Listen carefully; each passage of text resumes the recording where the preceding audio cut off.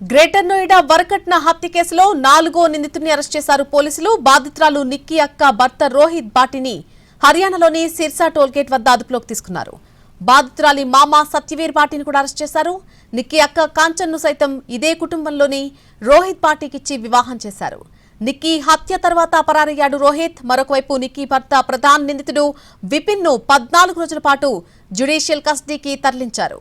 2016లో greater నోయిడాకు చెందిన నిక్కీ ఆమె అక్క కాంచన్ను సిర్సా ప్రాంతానికి చెందినటువంటి అన్నదమ్ములకిచ్చి వివాహం జరిపించారు. కట్నంగా కారు, విలువైన వస్తువులు కూడా ఇచ్చారు. అయినా సరే 35 లక్షలు అదనపు కట్నం కావాలని అత్తింటి వారు తరచూ వేధించారు. 5 రోజుల క్రితం నిక్కీని ఆమె భర్త విపిన్, అత్త ఓ గదిలో బంధించి కొట్టారు. అంతేకాదు మీద పెట్రోల్ పోసి నిప్పంటించారు. తీవ్రంగా కాలిన హాస్పిటల్కు తరలిస్తూ ఉండగా నిక్కీ ప్రాణాలు కోల్పోయింది. తమ సోదరిని అత్తింటి వారే హత్య చేశారని మృతురాలి అక్క పోలీసులకు ఫిర్యాదు చేసింది. కేసు నమోదు చేసుకుని దర్యాప్తు చేస్తున్న పోలీసులకు ఒక కీలక వీడియో లభ్యమైంది. భర్త, అత్త నిక్కీ జుట్టు పట్టుకుని లాగి కొడుతూ నిప్పంటించిన విజువల్స్ కనిపించాయి. మొత్తంగా 4గురిని అరెస్ట్ చేశారు పోలీసులు. నిక్కీ భర్త విపిన్ పారిపోతూ ఉండగా కాల్పులు జరిపి పట్టుకున్నారు.